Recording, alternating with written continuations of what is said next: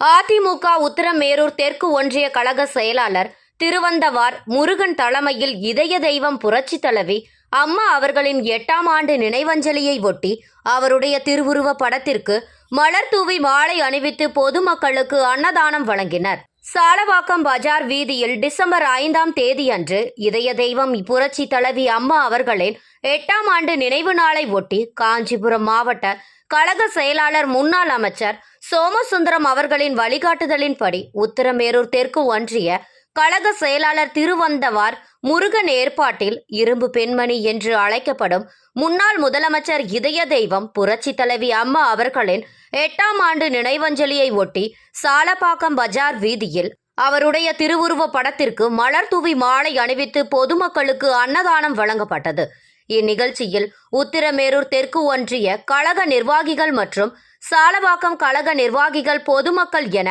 100க்கும் மேற்பட்டோர் கலந்து கொண்டனர்.